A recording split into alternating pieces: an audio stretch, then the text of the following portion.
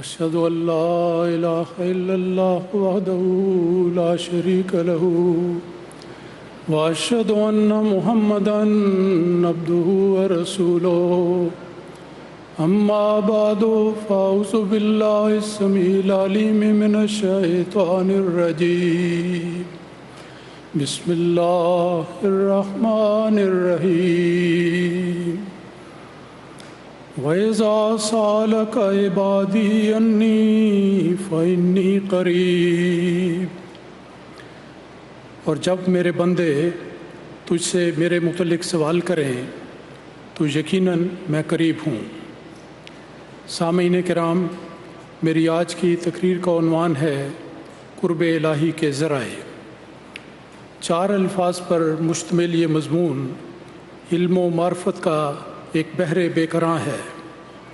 ایک مومن کی زندگی میں اللہ تعالیٰ کی ذات اور وحدانیت پر کامل یقین ایک مرکزی نقطہ ہے۔ پھر اللہ تعالیٰ کی محبت ایک مومن کی روحانی غذا ہے جس کے بغیر حقیقی زندگی کا تصور بھی نہیں کیا جا سکتا۔ جس طرح اللہ تعالیٰ کی ہستی وراء الورا اور ناپیدا کنار ہے، اسی طرح اللہ تعالیٰ کی محبت اور اس کے قرب کی راہیں بھی اتنی زیادہ ہیں کہ ان کا شمار ممکن نہیں۔ حضرت مسیح موعود علیہ السلام نے کیا خوب فرمایا ہے عجب جلوہ تیری قدرت کا پیارے ہر طرف، جس طرف دیکھیں وہی راہ ہے تیرے دیدار کا۔ سامعین کرام، اللہ تعالیٰ کی ذات غیر محدود ہے اور اس کی صفات بھی اتنی ہیں کہ ان کا شمار ممکن نہیں۔ اسی طرح قرب الہی پانے کی راہیں اور اس کے ذرائع بھی اس قدر متنوع اور وسیع ہیں کہ ان کا احاطہ مختصر وقت میں کرنا ناممکن ہے۔ قرآن مجید، احادیث نبویہ، حضرت مسیح پاک علیہ السلام اور آپ کے خلفائے کرام کے ارشادات میں ان امور کا بہت کثرت سے ذکر ملتا ہے۔ معرفت کے اس وسیع سمندر میں سے چند قطرات آپ کی خدمت میں پیش کرتا ہوں۔ حضرات، امام الزمان حضرت مسیح موعود علیہ السلام نے قرب الہی کے بنیادی اور دقیق مضمون پر تفصیل سے روشنی ڈالتے ہوئے اس کی اہمیت کو اجاگر کیا ہے۔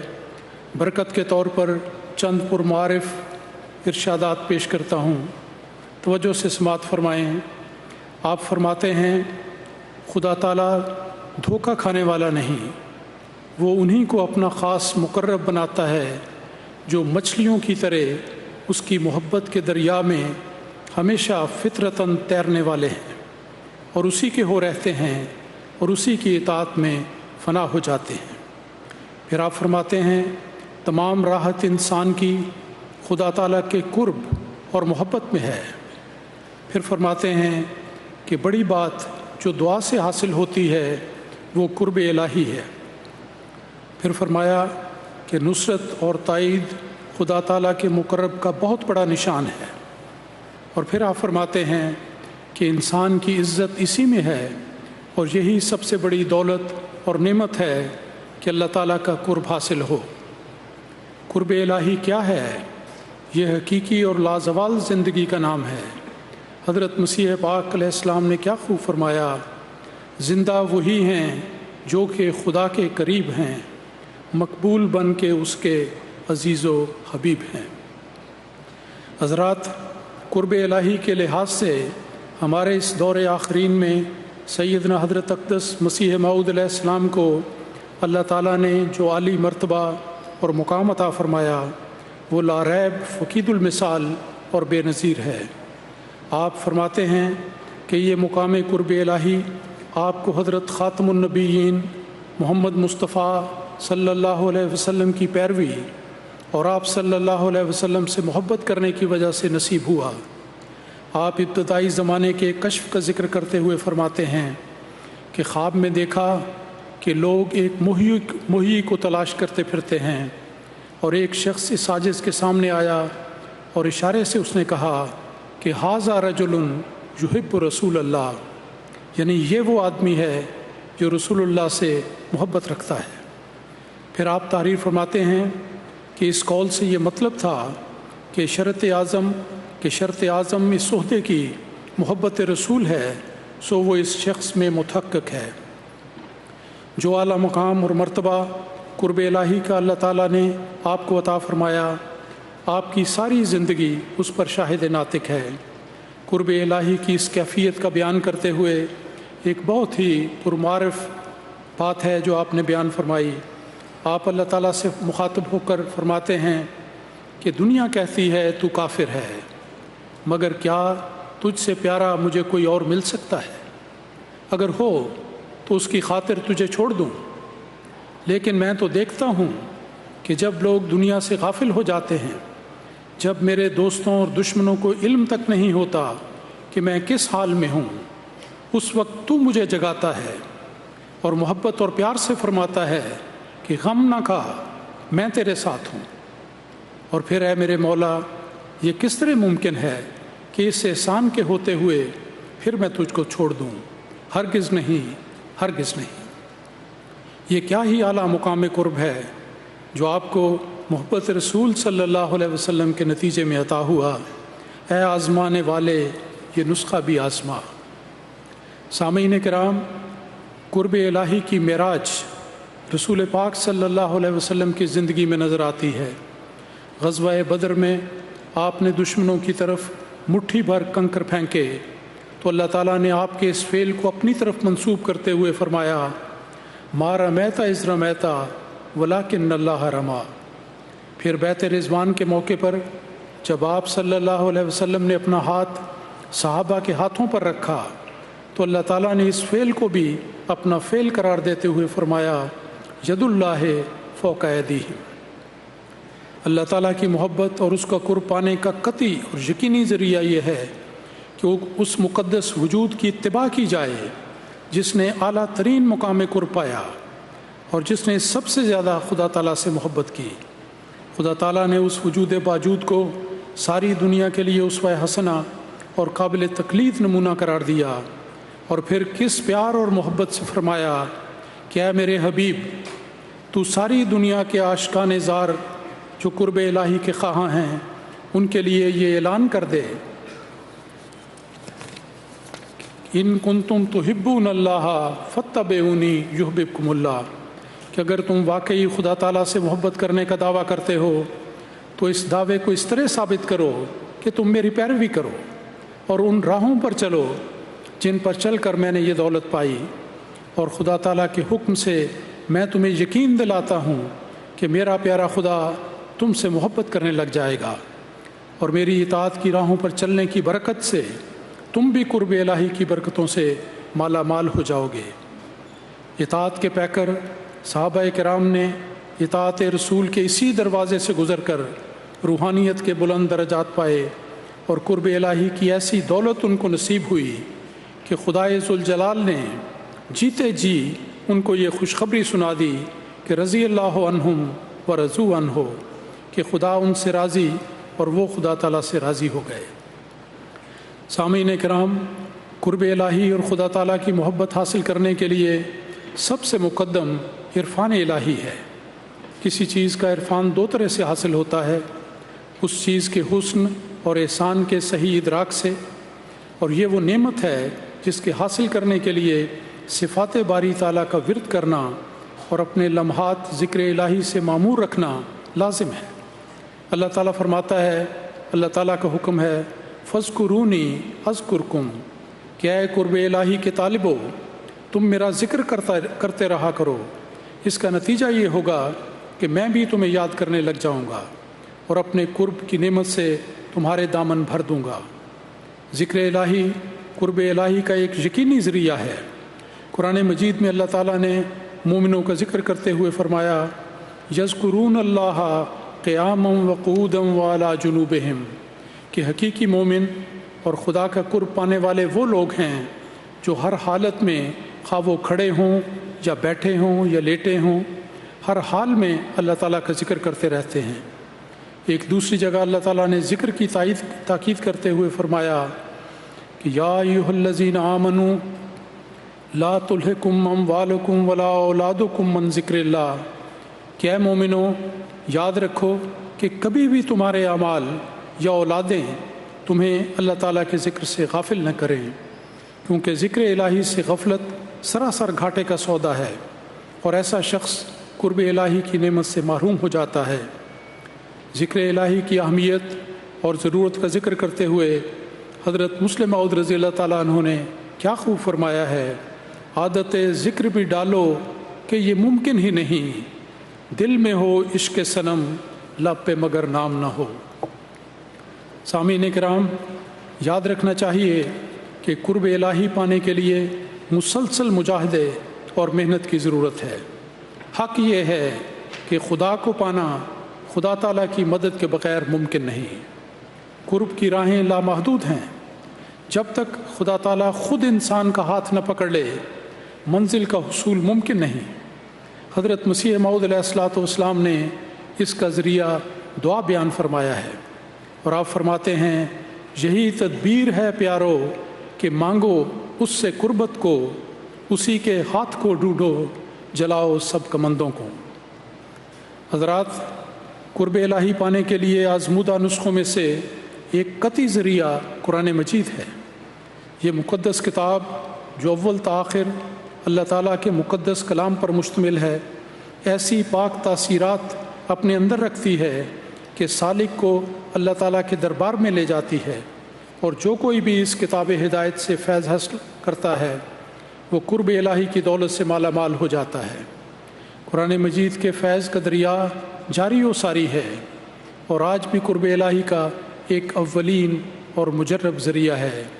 حضرت مسیح موعود علیہ الصلوۃ والسلام اس بارے میں کیا فرماتے ہیں، ہمیں یہ یاد رکھنا چاہیے۔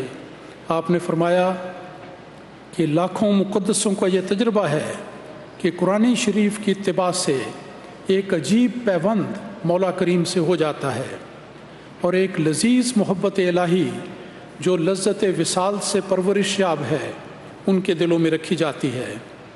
پھر آپ فرماتے ہیں کہ حقیقی اور کامل نجات کی راہیں قرآن نے کھولی، حقیقی اور کامل نجات کی راہیں قرآن نے کھولی، سو تم قرآن کو تدبر سے پڑھو اور اس سے بہت ہی پیار کرو، ایسا پیار کہ تم نے کسی سے نہ کیا ہو۔ تمہاری تمام فلاح اور نجات کا سرچشمہ قرآن میں ہے۔ حضرت مسیح موعود علیہ السلام کو ایک بار الہام ہوا کہ الخیر و کلہ فی القرآن، کہ تمام قسم کی بھلائیاں قرآن مجید میں ہیں۔ ہر روز صبح کے وقت اس مقدس کتاب کی تلاوت کرنا ذہن انسانی کو جلا بخشتا ہے۔ قرآن مجید مومن کا ایسا دستور العمل ہے جس کے بغیر قرب الہی کا تصور بھی ناممکن ہے۔ حضرت مسیح پاک علیہ السلام کی یہ نصیحت ہمیشہ یاد رکھنے والی ہے کہ قرآن مجید کو مہجور کی طرح نہ چھوڑو، یعنی ایسی چیز نہ بنا دو کہ گویا تم نے اس کو چھوڑ دیا ہے، کیونکہ تمہاری اسی میں زندگی ہے۔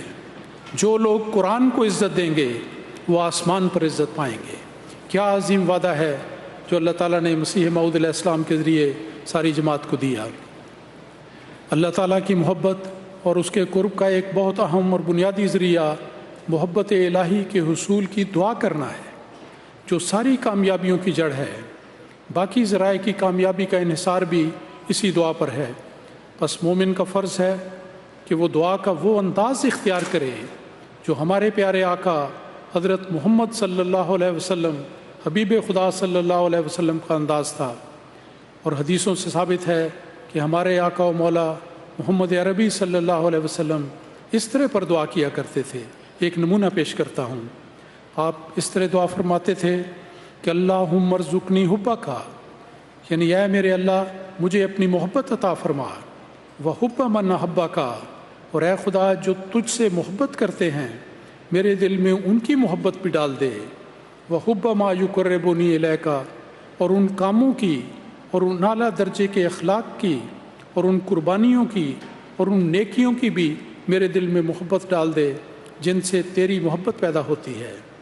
وجل حبہ کا احب الیہ من الماء البارد، اور اے میرے رب اپنی محبت میرے دل میں اس سے بھی زیادہ پیدا کر دے جتنی شدید گرمی کے موسم میں انسان کو ٹھنڈے پانی کی محبت ہوتی ہے۔ حضرت مسلم موعود رضی اللہ تعالیٰ عنہ فرماتے ہیں کہ یہ وہ دعا ہے جو رسول کریم صلی اللہ علیہ وسلم مانگا کرتے تھے، اور جس کا دوام انسان کے دل میں اللہ تعالیٰ کی محبت پیدا کر دیتا ہے۔ اور اسی دعا کے التزام سے قرب الہی کی دولت نصیب ہوتی ہے۔ سامعین کرام، اللہ تعالیٰ کا قرب حاصل کرنے کا ایک اور زینہ اور ایک قطعی ذریعہ اللہ اور رسول کے حکم کے مطابق عبادات بجا لانا ہے، جن میں سر فہرست 5 وقت کی نمازیں بلا ناغہ ادا کرنا ہے۔ رسول مقبول صلی اللہ علیہ وسلم نے فرمایا ہے کہ قرۃ عینی فی الصلاۃ، کہ میری آنکھوں کی ٹھنڈک نماز میں ہے۔ پھر آپ نے فرمایا الصلاۃ عماد الدین، کہ نماز تو در حقیقت دین اسلام کا ستون ہے۔ اور یہ بھی فرمایا کہ قیامت کے روز سب سے پہلے قیام نماز کے بارے میں حساب کتاب ہوگا۔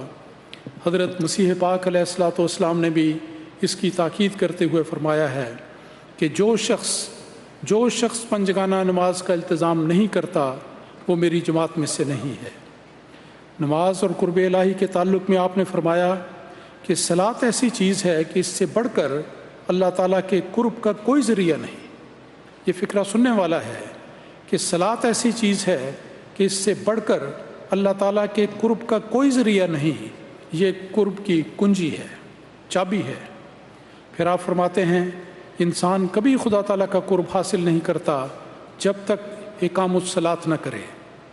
ہمارے پیارے آقا حضرت خلیفۃ المسیح الخامس ایدہ اللہ تعالیٰ بنصر عزیز نے اپنی خلافت راشدہ کے پہلے دن سے اقامۃ الصلاۃ کی تلقین اتنی بار فرمائی ہے کہ اس کا شمار ممکن نہیں۔ ایک ارشاد پیش کرتا ہوں جو بہت توجہ سے سننے اور ہمیشہ یاد رکھنے کے لائق ہے۔ آپ نے فرمایا ہر وہ شخص جو اللہ تعالیٰ کا عبادت گزار بندہ بننا چاہتا ہے، اس کا قرب حاصل کرنا چاہتا ہے، اپنے آپ کو اور اپنی نسلوں کو پاک رکھنا چاہتا ہے، شیطان کے حملوں سے بچنا چاہتا ہے، تو اس کے لیے ایک ہی ذریعہ ہے کہ عبادت کی طرف توجہ دے، اور اس کے لیے سب سے ضروری چیز نماز با جماعت کی ادائیگی ہے۔ حضرات، قرب الہی پانے کے لیے پنجگانہ نماز کے التزام کے ساتھ ساتھ اگلے قدم کے طور پر نماز تہجد کی ادائیگی بھی بہت ضروری ہے۔ قرب الہی کے روحانی سفر میں نماز تہجد کو غیر معمولی اہمیت حاصل ہے۔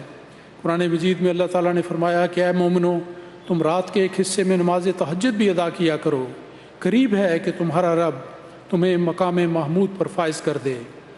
عبادات کے سفر میں آگے بڑھتے ہوئے توئی نوافل کا مقام آتا ہے۔ نوافل کی اہمیت اس بات سے واضح ہے کہ رسول پاک صلی اللہ علیہ وسلم نے فرمایا کہ قرب الہی کے طالب کے لیے نوافل ادا کرنے سے یہ منزل آسان ہو جاتی ہے۔ حدیث نبوی کے الفاظ اس طرح پر ہیں کہ قیامت کے دن سب سے پہلے جس چیز کا بندوں سے حساب لیا جائے گا وہ نماز ہے۔ اگر اس کے فرضوں میں کوئی کمی ہوئی تو اللہ تعالیٰ فرمائے گا دیکھو میرے بندے کے کچھ نوافل بھی تو ہیں، اگر نوافل ہوئے تو فرضوں کی کمی ان نوافل کے ذریعے پوری کر دی جائے گی۔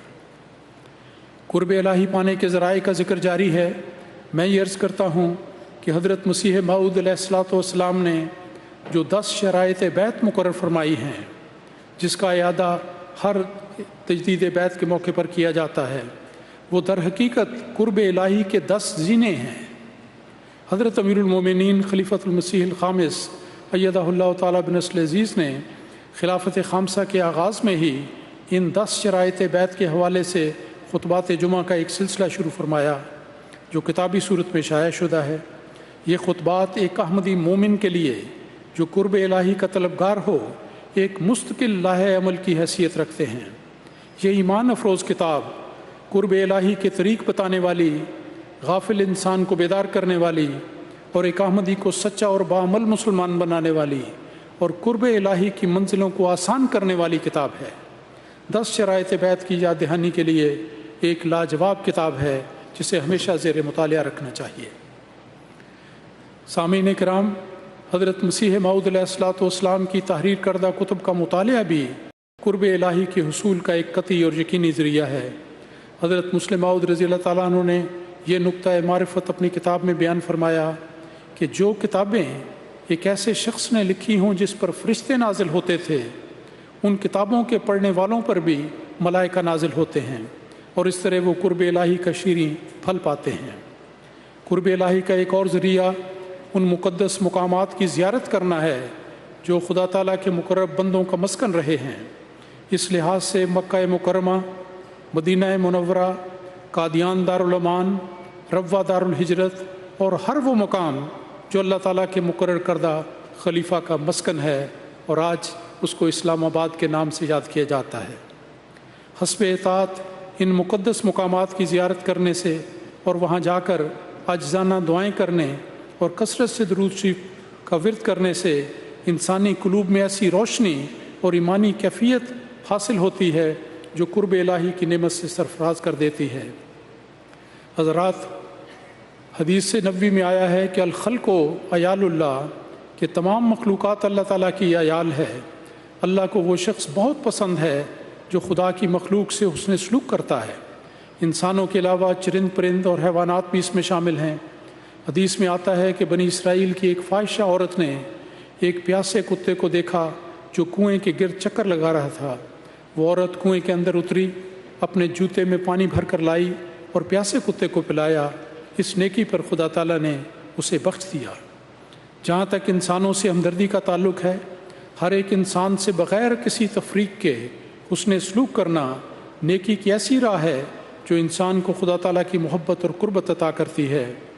हदीस कुदसी में आता है कि अल्लाह ताला क़यामत के रोज़ बाज़ बंदों से कहेगा कि जब मैं भूखा था तो तुमने मुझे खाना खिलाया, जब मैं प्यासा था तो तुमने मुझे पानी पिलाया, और जब मैं बीमार था तो तुमने मेरी इयादत की। बंदे कहेंगे कि खुदाया, तू कब भूखा हुआ कि हम तुझे खाना खिलाते, तू कब प्यासा था कि हम तुझे पानी पिलाते, तू कब नंगा था कि हम तुझे कपड़े पहनाते, तू कब बीमार हुआ कि हम तेरी इयादत करते। तब अल्लाह ताला फरमाएगा कि देखो, दुनिया में मेरे कुछ बंदे ऐसे थे जो भूखे और प्यासे और नंगे और बीमार थे और तुमने उनकी खिदमत की। बस गो तुमने मेरे बंदों के साथ ये सलूक किया, मगर ये ऐसा था कि गोया तुमने मुझसे ये सलूक किया। बस खुदा की सारी मखलूक से हमदर्दी और हुस्न सलूक करना ऐसी नेकी है जो खुदा ताला की मोहब्बत को भी और उसकी कुर्बत को भी अता करती है। सामीन किराम, कुर्ब इलाही का सफ़र कोई एक दो दिन की बात नहीं, बल्कि अव्वल त आखिर मुसलसल मुजाहिदे का सफ़र है। तवक्कुल अल्लाह, अल्लाह ताला की नेमतों का सही इस्तेमाल, तबलीग इस्लाम का जिहाद करना, राह खुदा में ज़िंदगी वक्फ़ करना, सोबत सालेहीन इख्तियार करना, इन्फाक फ़ी सबीलिल्लाह, हर नेमत पर अल्लाह ताला का शुक्र अदा करना, वक्त की कुर्बानी करना, आजी और इनकिसारी इख्तियार करना और जुमला इस्लामी तालीमात की पूरी पूरी पैरवी करना, आज जाना राहें इख्तियार करना, ये सब बातें इस मुसलसल जिहाद का हिस्सा हैं। इन पर इस्तिक़लाल से कायम रहते हुए इन सब राहों पर चल कर कुर्ब इलाही का हुसूल एक मोमिन की ज़िंदगी भर का लाए अमल होना चाहिए। हज़रात, हज़रत मसीह मऊद अलैहिस्सलाम के फैज़ से जिन लोगों ने कुर्ब इलाही का शीरीं फल खाया, आइए उनका मुख्तसर तज़किरा आपके सामने करता हूँ। इनमें से एक हज़रत मौलाना ग़ुलाम रसूल साहब राजे की थे। आपकी ज़िंदगी ईमान अफरोज़ वाक़यात से भरी पड़ी है। एक वाक़या अर्ज़ करता हूँ जिससे पता लगता है कि कुर्ब पाने वाले किस तरह तक़वा शियारी और इफ़्फ़त से ज़िंदगी बसर करते थे। हज़रत मौलवी साहब ख़ुद बयान फरमाते हैं कि उन्हें एक बार एक मुखलिस अहमदी के इसरार पर रात उनके यहाँ गुजारने का मौका मिला। इत्तफ़ाक़ से उस दोस्त को एक बहुत ज़रूरी काम के लिए घर से बाहर जाना पड़ा। जाते हुए उसने अपने घर में मेरी मेहमान नवाज़ी के मुतल्लिक़ मुनासिब तलकीन कर दी। जब वो शख्स घर से बाहर चला गया तो उसकी बीवी ने, जो बहुत खूबसूरत और नौजवान थी, दरवाज़े के पीछे से मुझे आवाज़ दी कि मैं आपका जिस्म दबाने के लिए अंदर आना चाहती हूँ, क्या इजाज़त है? मौलवी साहब ने फ़ौरन फरमाया कि देखो, गैर महरम मर्द को हाथ लगाना सख्त गुनाह है, इसलिए आप अपने कमरे में रहें और मेरे करीब आने की जुर्रत न करें। इस पर उस औरत ने फिर अपनी गलती का इसरार किया, इयादा किया, जिस पर मैंने वही उसको जवाब दिया। वो फरमाते हैं कि आखिर जब मैंने ये महसूस किया कि ये औरत अपने बद इरादे से बाज नहीं आएगी, तो मैंने फ़ौरन वज़ू किया। पास ही मुसल्ला पड़ा हुआ था, उस पर नमाज़ पढ़नी शुरू कर दी और नमाज के रुकू और सुजूद को इतना लंबा किया कि इस हालत में सुबह हो गई, सारी रात गुजर गई। इसके बाद मैंने सुबह की नमाज अदा की और फिर मुझे इतनी नींद आई कि मैं जाए नमाज पर ही सो गया और सोते हुए ख्वाब में देखा कि मेरा मुंह 14ਵੀं کے چاند کی طرح روشن ہے، اور ایک فرشتہ مجھے کہتا ہے کہ یہ تمام فضل تمہارے اس مجاہدے اور خشیت اللہ کی وجہ سے ہوا ہے، اور اس وجہ سے کہ آج رات تو نے تقوی شعری سے گزاری ہے۔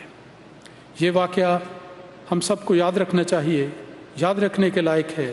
اس میں ایک ایسا درس نصیحت ہے جو قرب الہی کی نعمت عطا کرتا ہے۔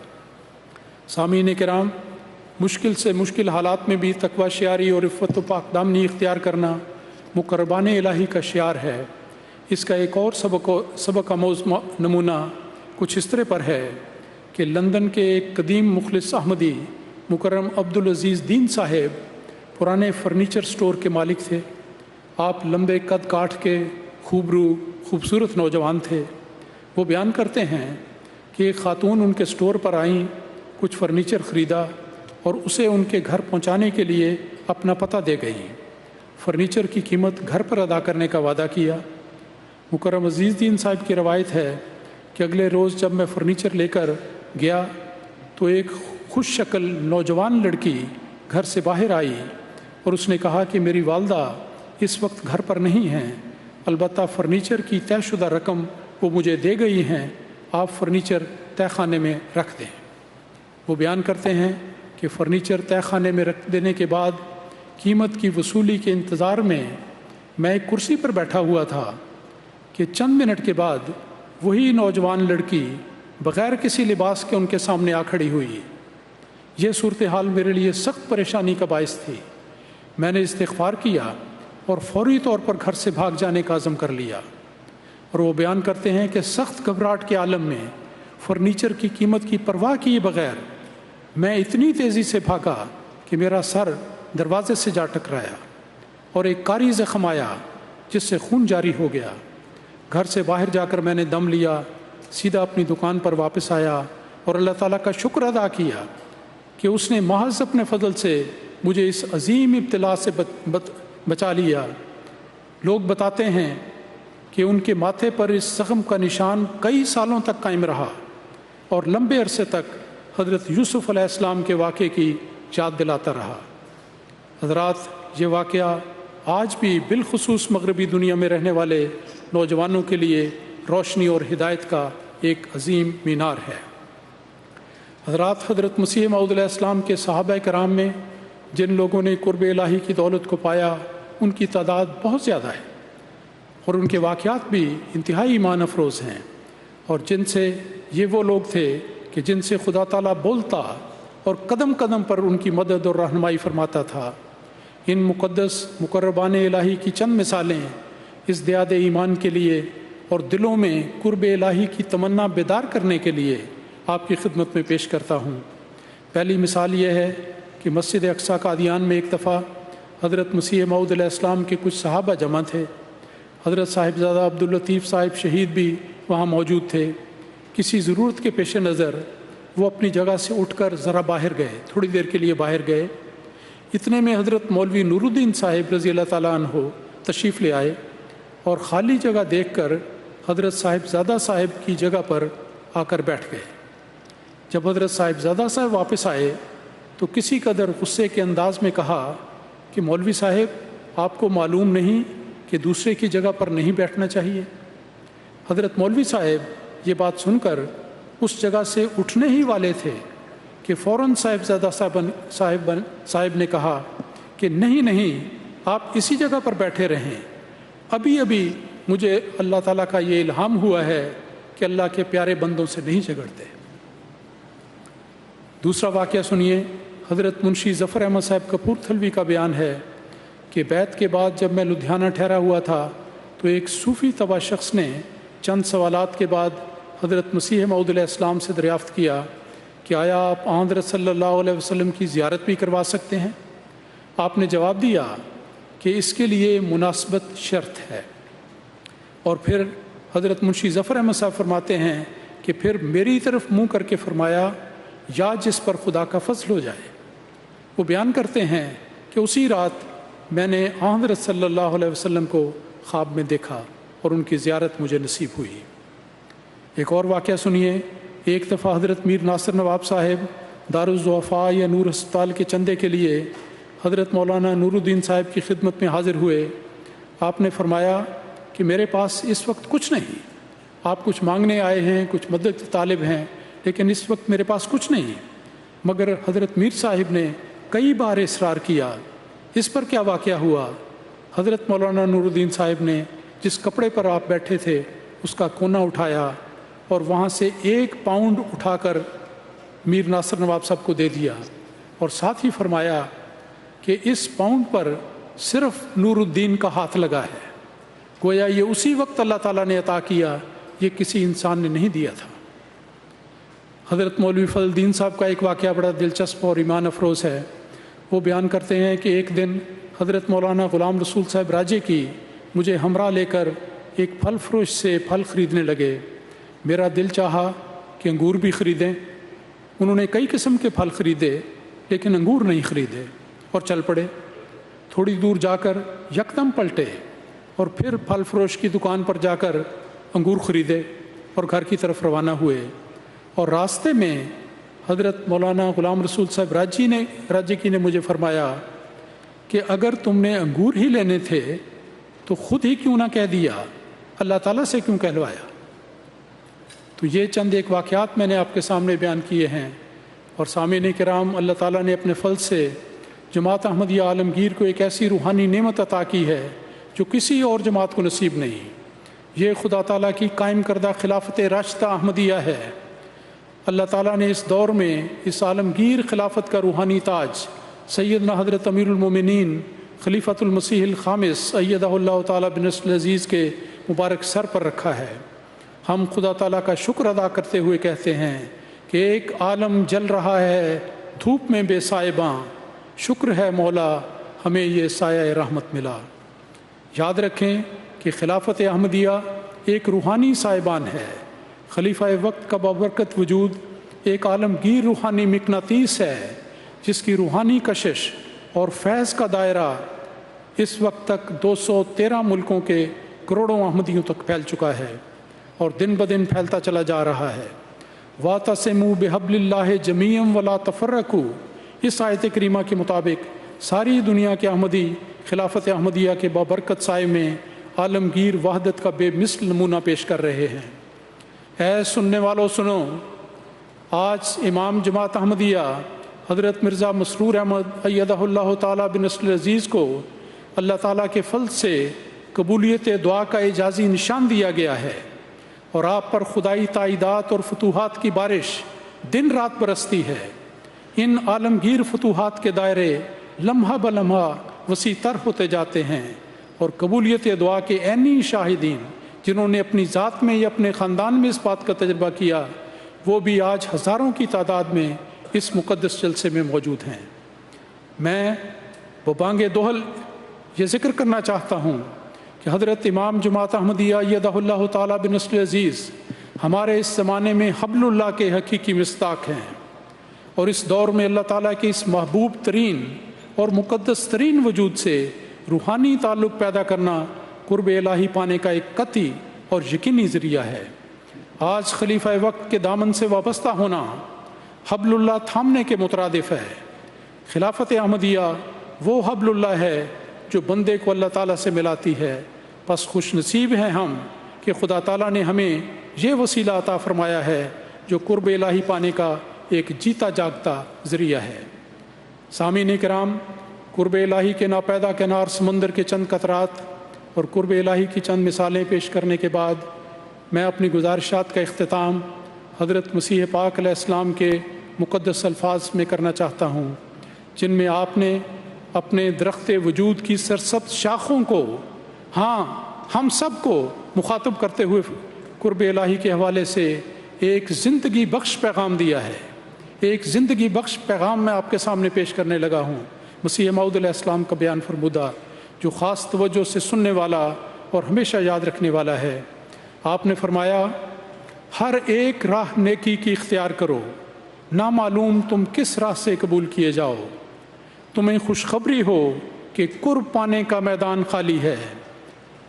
ہر ایک قوم دنیا سے پیار کر رہی ہے، اور وہ بات جس سے خدا راضی ہو اس کی طرف دنیا کی توجہ نہیں۔ وہ لوگ جو پورے زور سے اس دروازے میں داخل ہونا چاہتے ہیں ان کے لیے موقع ہے کہ اپنے جوہر دکھائیں۔ میں اس فقرے کو دوبارہ پڑھتا ہوں۔ حضور نے فرمایا کہ وہ لوگ جو پورے زور سے اس دروازے میں داخل ہونا چاہتے ہیں ان کے لیے موقع ہے کہ اپنے جوہر دکھائیں اور خدا تعالیٰ سے خاص انعام پائیں۔ اللہ تعالیٰ ہم سب کو اس کی توفیق اور سعادت عطا فرمائے۔ وآخر دعوانا ان الحمد للہ رب العالمین۔ نعرہ